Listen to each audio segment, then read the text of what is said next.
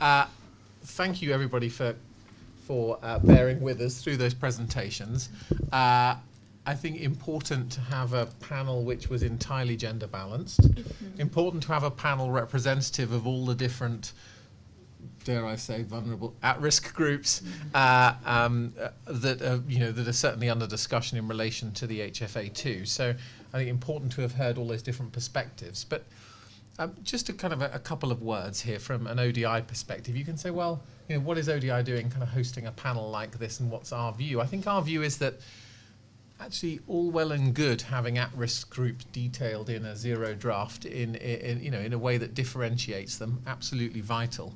But if you were sitting in a government department of social development or social protection or infrastructure, and you came to try to think about inclusion and empowerment of all these different at-risk groups, and you were presented with 9 different charters for inclusion, and you had a very limited budget, how would you work through it? What would you do? And can we find a way to kind of move beyond the identification of at-risk groups and actually turn it into something that's coherent, straightforward guidance for states and for other stakeholders, and then the way in which we might be able to hold those stakeholders to account for inclusion and empowerment. So I think that's one reason why we've looked at this. I think the second aspect is, we see under the SDGs now that there is mention of disaster risk and resilience under a headline goal of eradicating extreme poverty.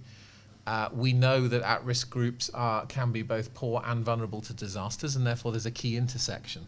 So achieving goals in both areas will require action to tackle at-risk groups, improve their resilience in order to have a sustainable trajectory out of poverty and to prevent impoverishment.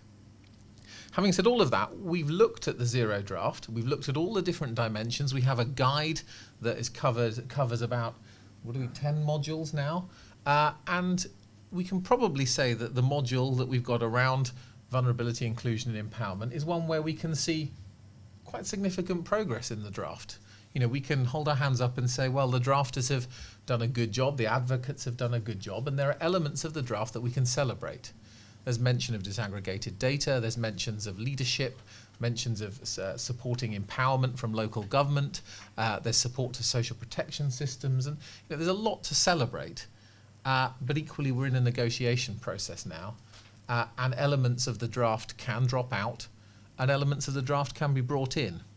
And so what we wanted to do is just take a little bit of time as a group today, and before coming to this meeting, sit down and say, what is it that we like as a group of advocates for at-risk groups? What is it we like about the draft and we don't want to lose, and what more do we want to see?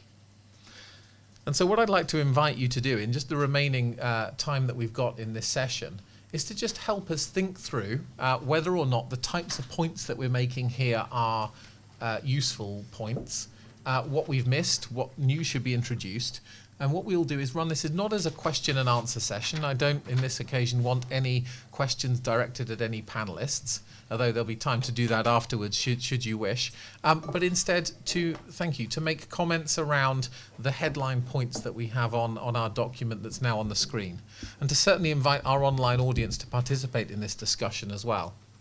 So let me just very quickly run through where we got to in our thinking on this. And you'll please forgive us for the set of typos that I've noticed are now in this.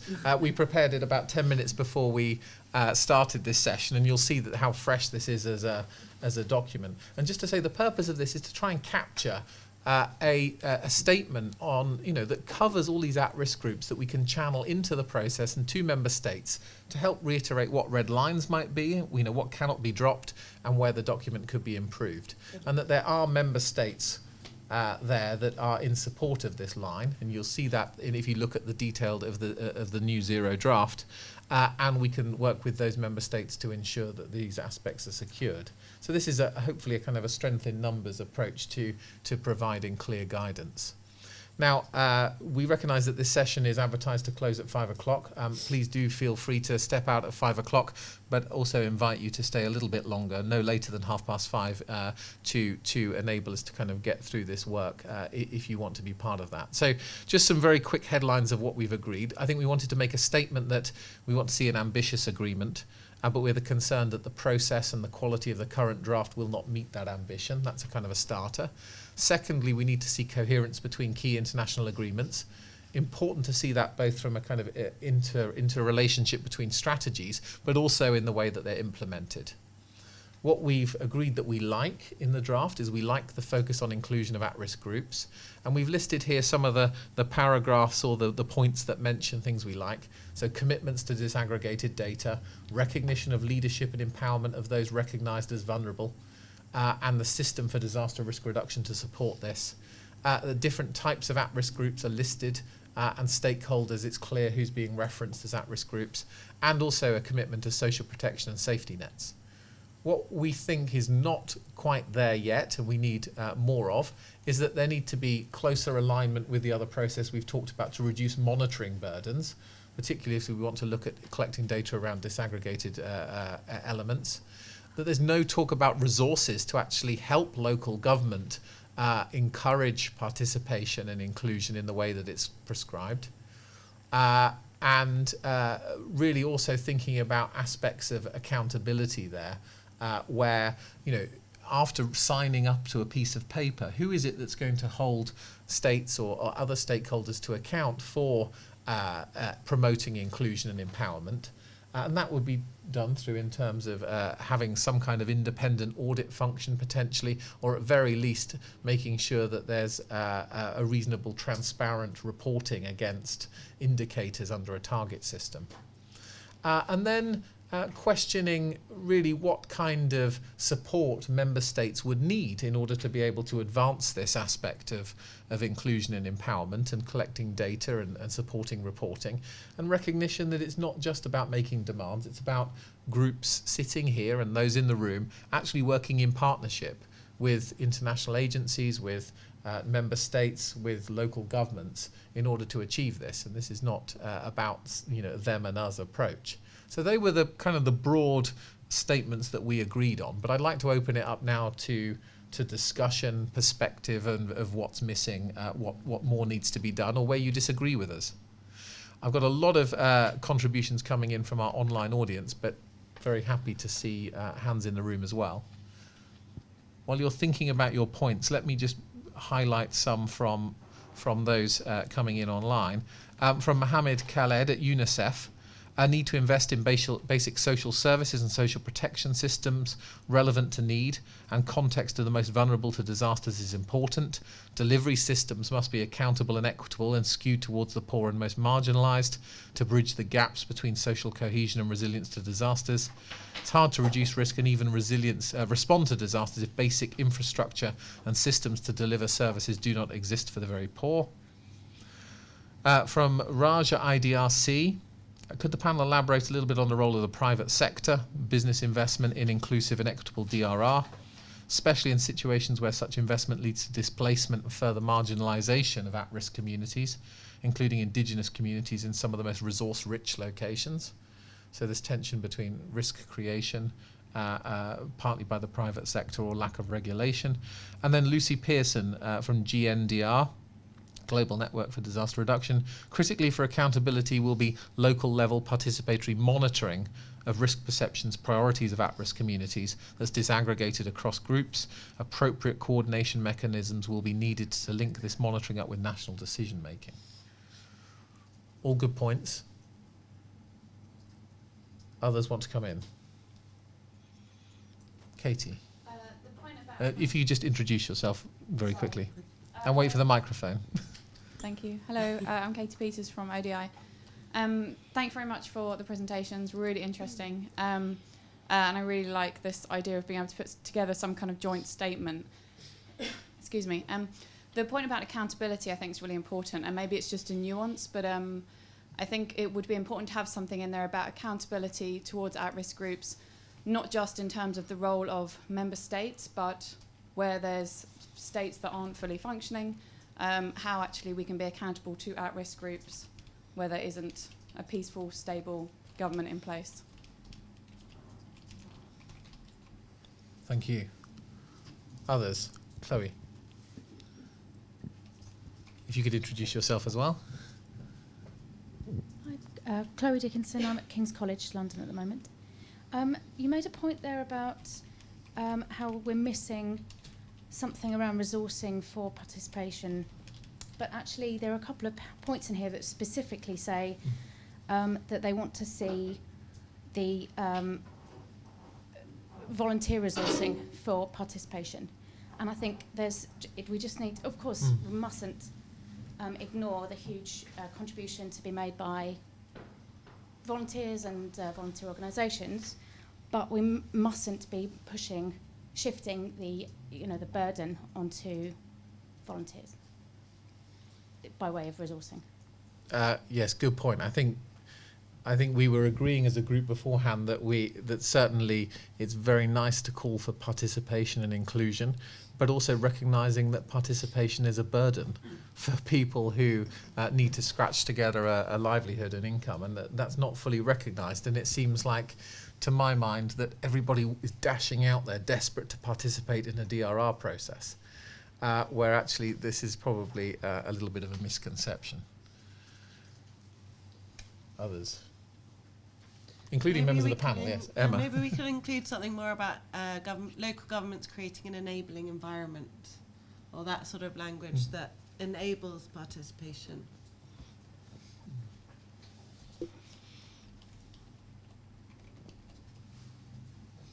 All right, you're doing a great job running around with a microphone. Back to Katie.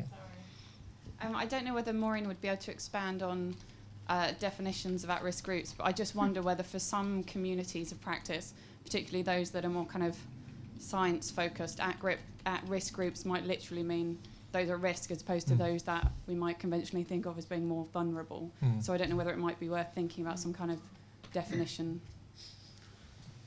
Could I add to that one quickly? I mean, on the vulnerable groups, I came into the disasters world knowing, on account of an earthquake in India, where the wealthiest people in the neighbourhood died, and the poorest people, in money terms at least, did rather well in that earthquake, because they didn't die and their houses got rebuilt very quickly. So vulnerable doesn't necessarily mean poor. There's not a direct correlation. We need to be very clear about that, and I think it needs to be made clear in our comment back to the Secretariat or the Bureau who's writing up this document. Yes, Maureen. Yeah. I'll just respond to that briefly. And yes, I completely agree. I mean, it could throw us right back into a kind of hazards paradigm, just really looking at the hazard rather than vulnerable groups. So I'm not suggesting throwing out entirely the word vulnerable or the concept vulnerable, but really to just look at it a bit more carefully, and as Nick said, to look inside it. And we have kind of common sense notion of what it means, but actually in reality it's a lot more complex than that.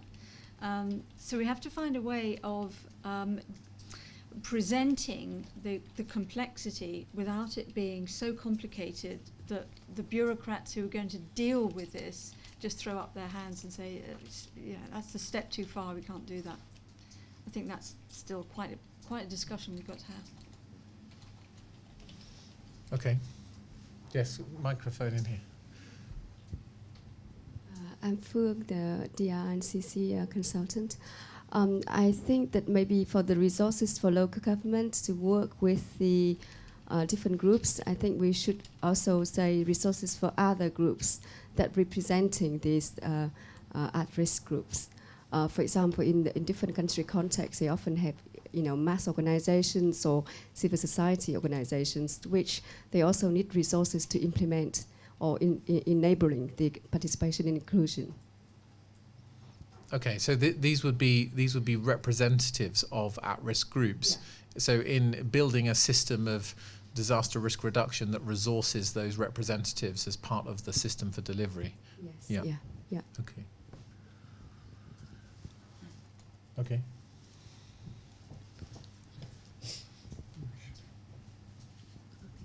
Thank you. Amina Iktisalmi from Public Health England.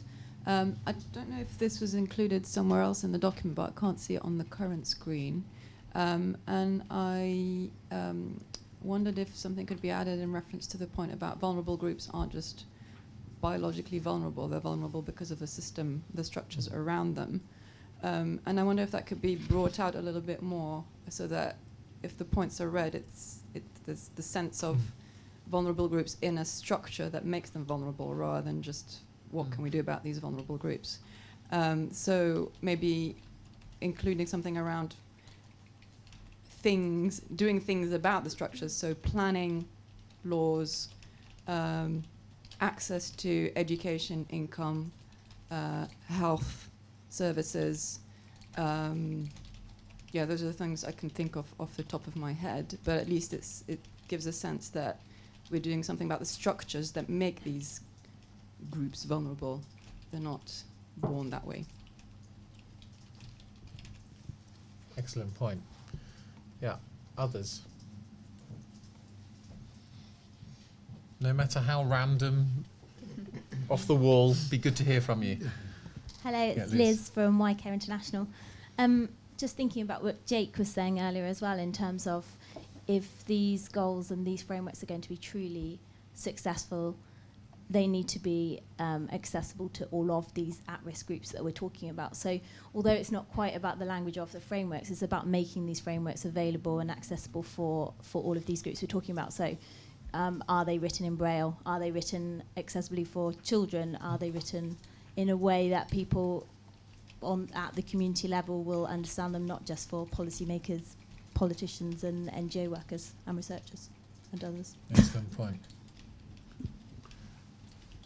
I think that's a really critical point. I can talk in this one too, but I think it's vital because one of the opportunities we've got is the reporting on progress in the HFA too, and if that obviously that can only be reported on by so-called vulnerable at-risk groups if they know what it's about, and there could be a recommendation if we could make that in the reporting there should be an alternative reporting through some sort of report card process, which would be very simple and a few key sort of benchmark proxies for achievement that could be used for reporting on progress.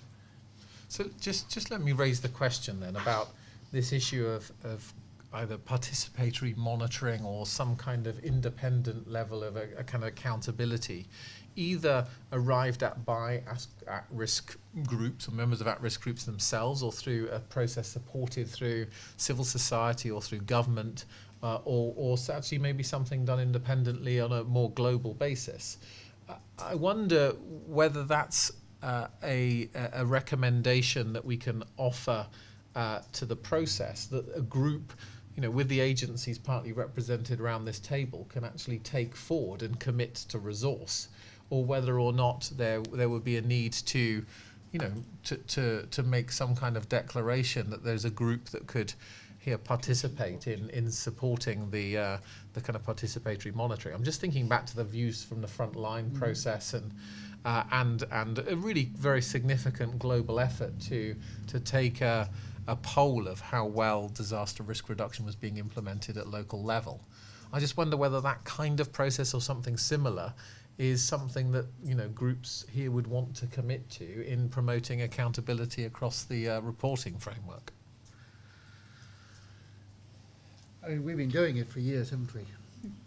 Whether it be through the global network and the views from the front line, or through the Children in the Changing Climate Coalition, or any of the major groups. So I'm pretty sure that commitment would be there. Whether the resources are sufficient behind it is another matter, but doubtless if the commitment was there, the resources could be found. So I'd say it'd be worth making that recommendation. But to do that in a way that was kind of coordinated across at-risk groups and agencies would be possible? I would have thought so, yes. Some people in the audience are looking a touch sceptical about that.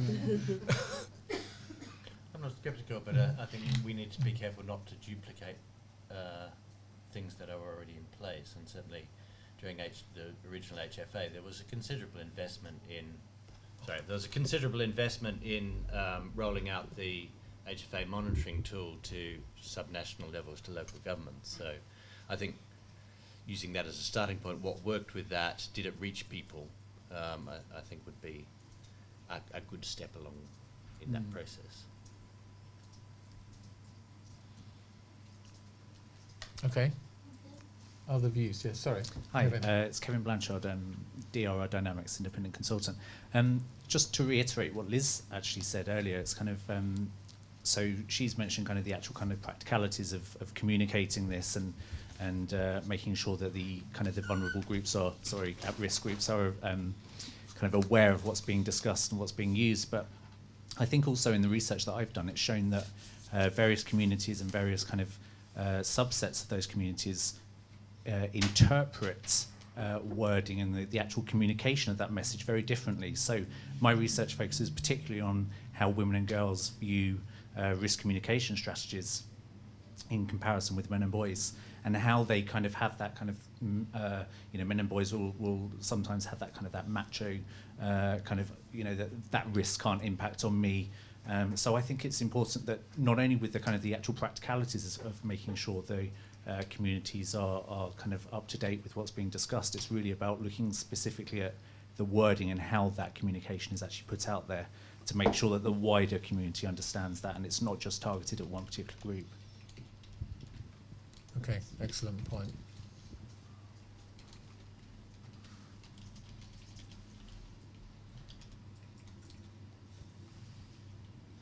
Let me just come back to a point then that that Mohammed Khaled from UNICEF was making here about the need for social protection systems to be skewed towards those living in situations of poverty, marginalisation and vulnerability, and recognition that it's very difficult to reduce risk also if you don't have basic infrastructure and basic service delivery. Do we feel that the zero draft at this stage is clear enough about the need for targeting social protection systems for those in at-risk groups? I think there's reference to it, but maybe you're suggesting, Claire, not as strong as we'd like. Yeah, at the moment the reference is to social safety nets. They haven't made a specific reference to greater kind of wider social protection floors. I think that's something that's definitely a gap at the moment that needs to be. I think it could just be a language thing, just down to whoever drafted that paragraph.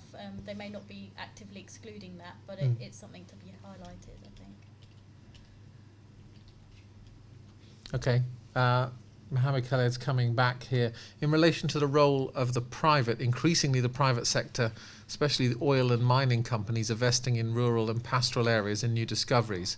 These areas are often at high risk. How to ensure these investments won't create new vulnerabilities and instead contribute to building resilience? How could some accountability and transparency need to be emphasised here?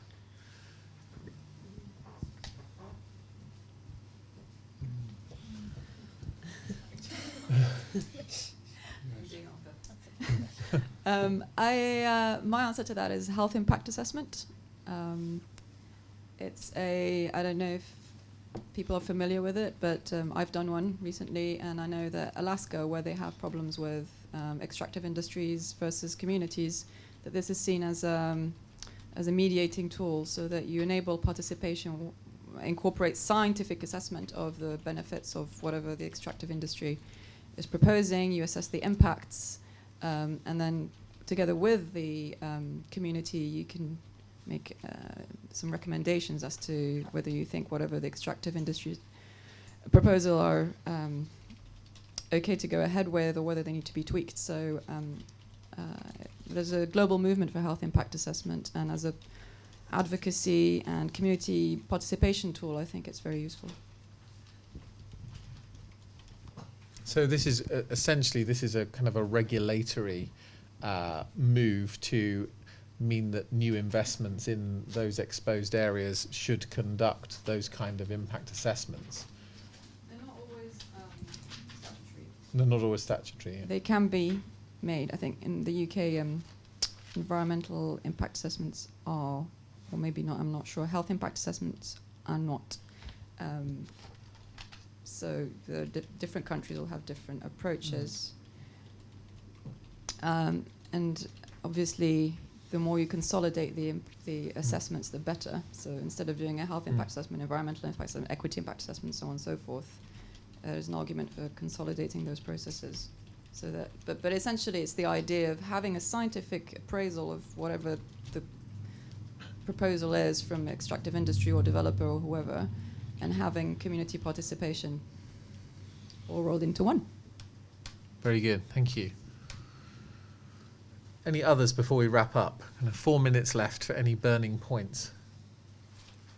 This is something about red lines and what we shouldn't see missed out of the document. I don't know how we can do that in this 4 minutes, but it's obviously we're not the only group of people who are trying to make sure that our, vulnerable at-risk groups are properly reflected in the next draft of this document. Others will be as well. And we'd obviously like a shorter document and a smarter document. So the question is, what's going to get deleted? And therefore, what are the red lines? What are the things that should not be deleted, and how we could make recommendations about that, for example. For example, we could make a recommendation that there's a glossary at some point in the document, the beginning or the end, which just explains what those vulnerable or at-risk groups are, so that they don't need to be repeated constantly, as they tend to be a bit, and sometimes inadequately through the document. That would be one simple red line. There's a way to avoid that, but there might be others. I don't know if anybody could suggest them. Seb, and then Hugh.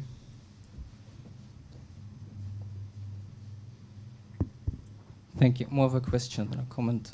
Sebastian from ODI CDCAN.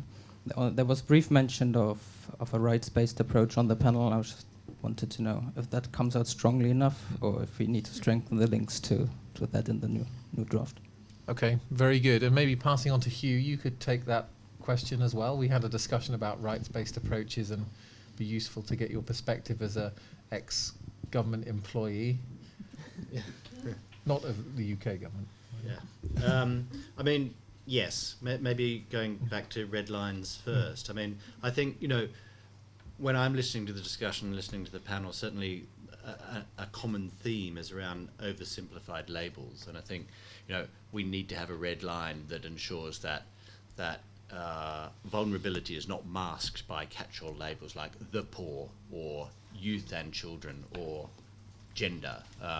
And there does need to be more granularity about who we're talking about and why they're at risk, which is of course extremely challenging to also keep simple in a framework document.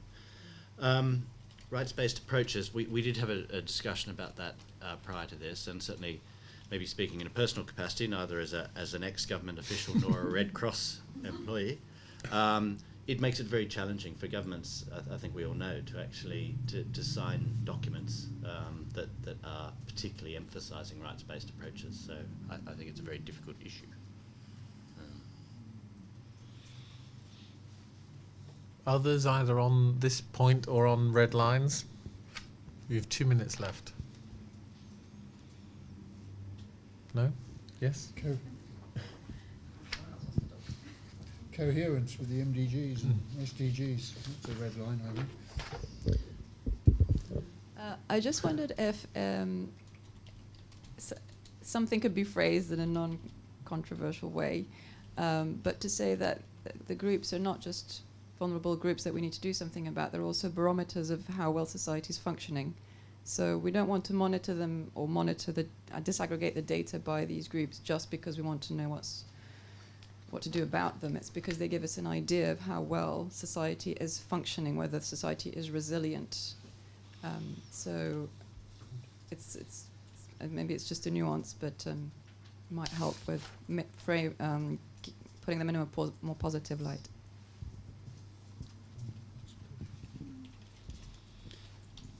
Hugh?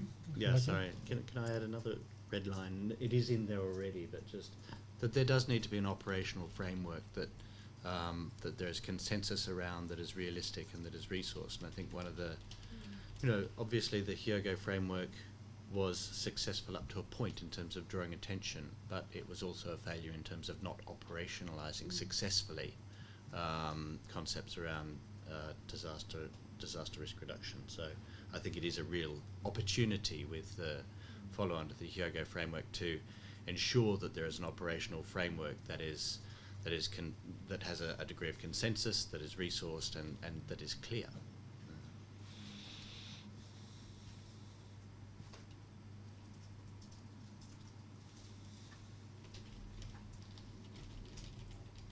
Okay. We will, so in terms of where we take this document, I think here at ODI we can kind of commit to doing some editing for brevity and for clarity. And it would be very good then if we could kind of post a draft of this to you, to those who've come to this meeting, those online, for comment. It will be a short period. We've got a short time to kind of get this into the hands of those who can influence the process. The next round of member state negotiations on this happens in 3 weeks' time, I think, mid-December. So we've got that kind of time frame. What we'd intend to do then is to kind of package this as a submission to the process that we can register on the official website with the signatory of whichever agencies would be happy to do this, or at very least of ODI and CDKN as a product of this meeting. And then also be in direct contact with those member states that have shown a degree of sympathy to these issues to make sure that in their hands they have this document and these perspectives as they move into the next negotiating phase. And we'll keep our fingers crossed, and I think there's a lot of people in the room and on the panel who will be following these issues through to Sendai and beyond, where I think there's certainly at this stage, I think, a degree of optimism in probably that we've come quite a long way. Obviously still a long way to go, but as much as making steps forward, there's also about defending the steps that we've taken and have been recognised over the last few months with the zero draft. So I think there's a kind of a degree of congratulations to have about the state of the document at the moment. It's certainly a step forward, but also we are at a point in the process where there are a lot of vulnerabilities to where we go in terms of how at-risk groups are represented. But a big thank you to everybody today, and to the panellists and to those who've participated online and in the room, to what I think has been a slightly overly long session from where we originally imagined it, but one I think that's full of rich perspectives. And so thank you, and please do stay in touch through this process. Thanks to the panel.